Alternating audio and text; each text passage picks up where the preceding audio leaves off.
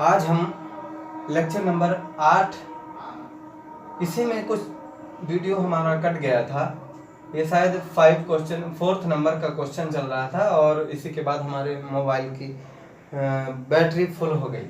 Battery क्या full हो गई? मेमोरी फुल हो गई।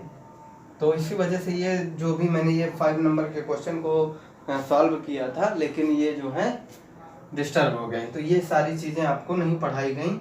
ये जो भी आपका यहाँ पर सॉल्व है वो चीज़ें अभी क्लियर नहीं हुई। तो हम 4th नंबर के क्वेश्चन को एक बार फिर से देखेंगे और 4th और 5 को सॉल्व करेंगे। थोड़ा सा जल्दी से समझ लें, क्योंकि 4th क्वेश्चन को भी मैंने उसमें पिछले लास्ट वीडियो में थोड़ा सा उसमें भी है और इसके बाद इसमें पुनः मैं बता रहा हूँ। तो चलिए देख लीजिए। फाइंड मोलैरिटी, मोलरता बतानी है। फाइंड मोलैरिटी का मीन्स मोलरता बतानी है ऑफ एच आयन, यानी हाइड्रोजन आयनों की मोलरता बतानी है कि किसी विलयन में हाइड्रोजन के कितने मोल प्रेजेंट हैं। मोलरता बतानी है, ठीक है, मोलरता बतानी है। तो ये देखिए H3PO3 ये फास्फोरिक अम्ल है। इसके जो सोल्यूशन है, फास्फोरिक अम्ल का सोल्यूशन है, इसकी मोलैरिटी दी हुई है 0.5 मोल। इसका मतलब जो H3PO4 है उसकी मोलैरिटी दी हुई है 0.5 मोल। इस सोल्यूशन की मोलैरिटी है ये। अब इसमें से जो H आयन होंगे यहाँ पे H आयन की सांद्रता बतानी है, यानी कितना मोल उसमें घुला हुआ है, ये सांद्रता होती है, कंसंट्रेशन। तो यहाँ पर ये जो H3PO4 है, इसमें इसका जो सोल्यूशन है इतने मोल उसमें घुले हुए हैं। किसी भी सोल्यूशन में H3PO4 का 0.5 मोल घुला हुआ है, लेकिन हमें हाइड्रोजन आयन बनाना है। हाइड्रोजन आयन की कंसंट्रेशन बतानी है, यानी उसकी मोलैरिटी बतानी है। तो हम हाइड्रोजन आयन को यहाँ से फाइंड करेंगे। H3PO4 का इलेक्ट्रोलिसिस कराएंगे और हम यहाँ पर पाएंगे कि H+ आयन और PO4-3, फास्फेट आयन में -3 चार्ज होता है और यहाँ पर 3 लगा देंगे, बैलेंस हो गई, 3 चार्ज आपको मिल गया। यहाँ पर देखिए अब ये आपका पूरा 1 मोल है। 1 मोल है फास्फोरिक अम्ल। सिर्फ यहाँ पर 1 मोल क्यों है, 2 मोल 3 मोल क्यों नहीं है? यहाँ पे अगर 3 लिखा होता तो 3 मोल हो जाते, 4 लिखा होता 4 हो जाता। यहाँ पर कोई भी संख्या नहीं, अर्थात फास्फोरिक अम्ल का ये सिर्फ एक बार ही फार्मूला राइट है, तो 1 मोल हो गया। यहाँ हाइड्रोजन आयन 3 मोल है। अब यहाँ पे क्लियर हो रहा होगा, 3 मोल है, तो यहाँ पे लिखे 3 मोल। यहाँ पर 1 मोल फास्फेट आयन जो है वो 1 मोल है। अब यहाँ पर अच्छे से समझें, 1 मोल में 3 मोल आपके हाइड्रोजन आयन है। 1 मोल फास्फोरिक अम्ल में 3 मोल H आयन है। तो यहाँ पर कंडीशन देखिए, 1 मोल में इतने मोल H आयन, तो 0.5 मोलरिटी में 0.5 मोल में, तो इसी का मल्टीप्लाई 3 से हो जाएगा, तो 3 ×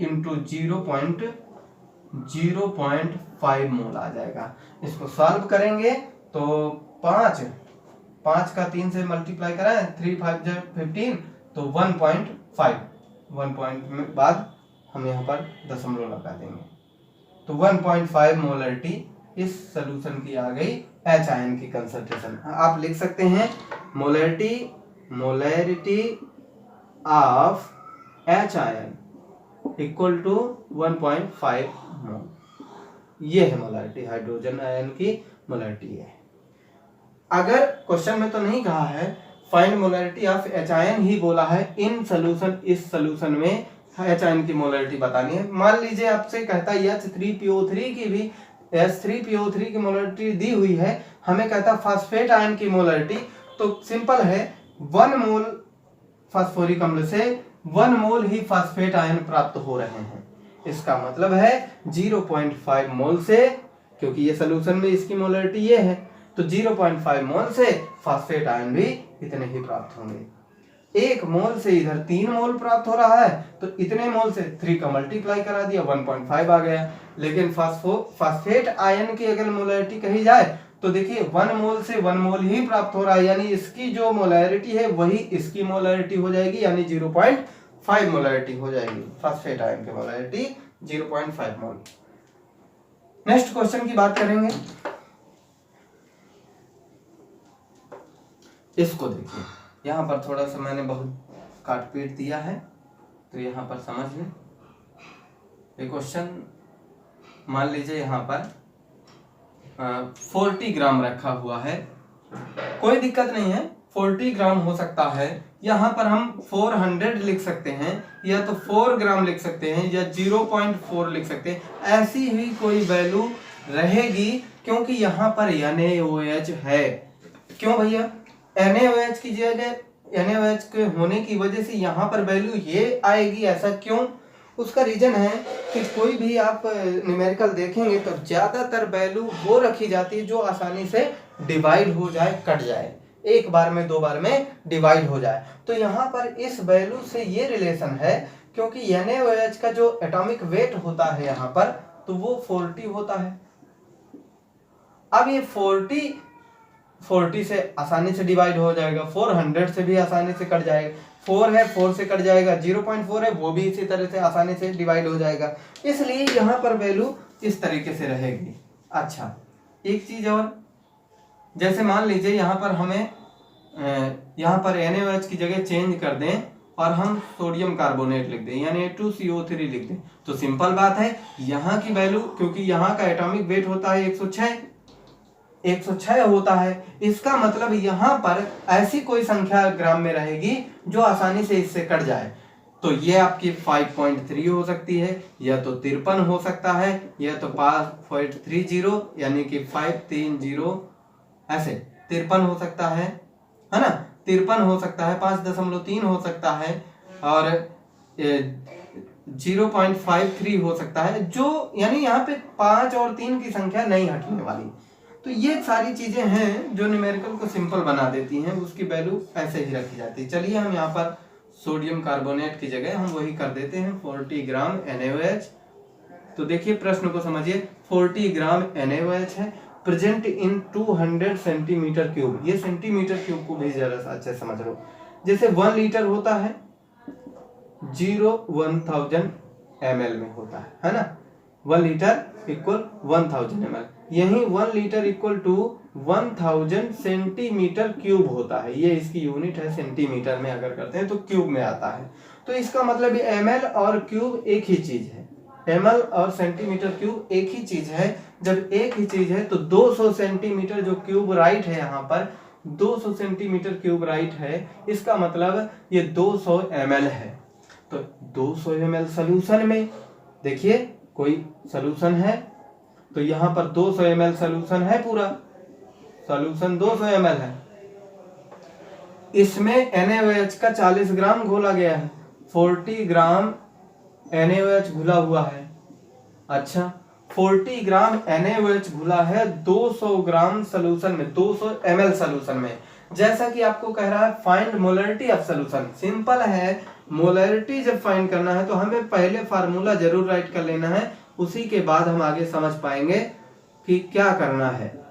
देखिए हमको वॉल्यूम यहाँ पर ml में चाहिए, क्या इसमें ml में दिया है? जी हाँ, 200 ml दिया है, या सेंटीमीटर क्यूब एक ही चीज है ml में, तो यहाँ पर देखिए 200 ml।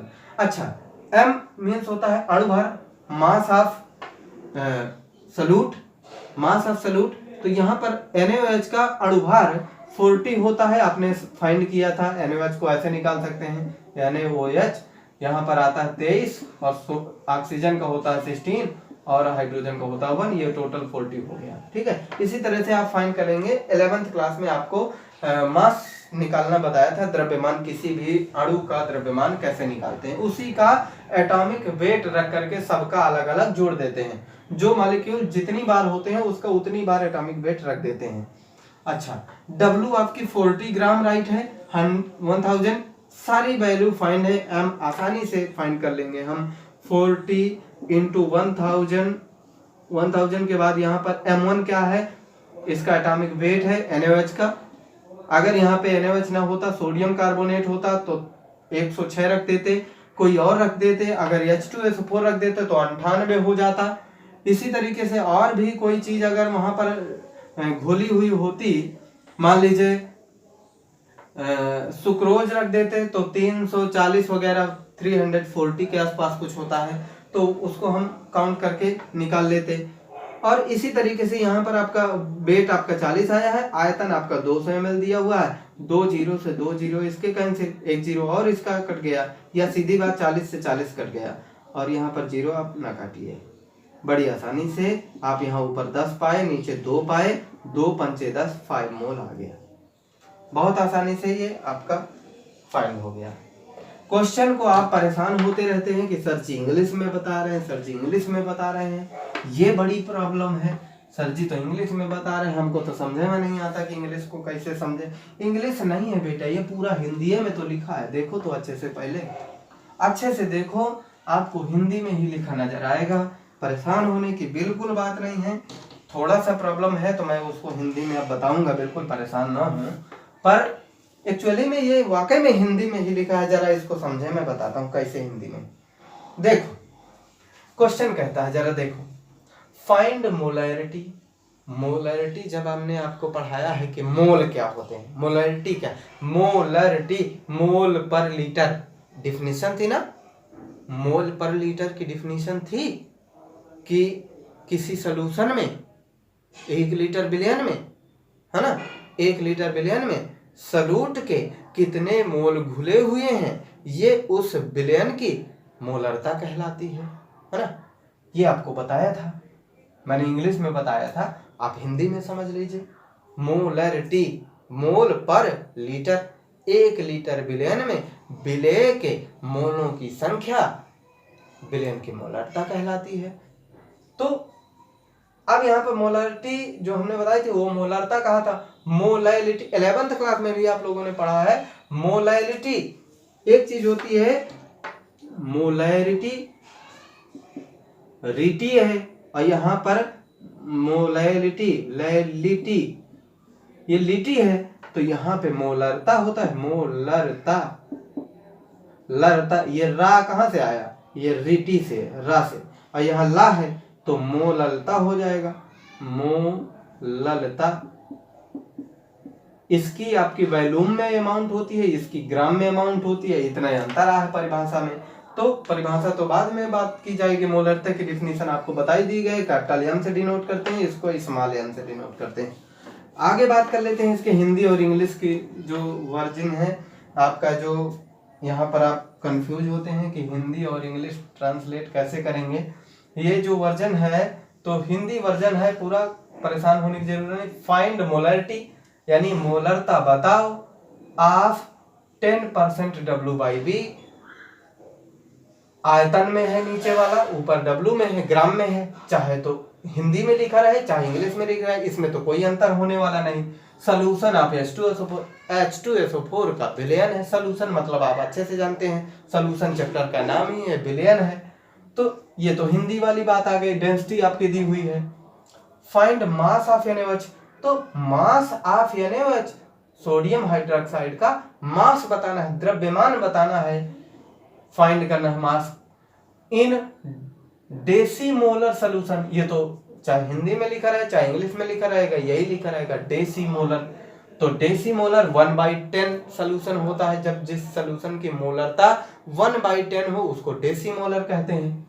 ठीक है, 100 ml सोल्यूशन दिया हुआ है, 100 ml डेसीमोलर सोल्यूशन यानी मोलरिटी दी हुई है 1/10, 1/10 यानी 0.1 दी हुई है, और 100 ml दिया हुआ है। परमाणु भार इसका 40 हो गया। मास निकाल लेना है, ग्राम में मात्रा आ जाएगी।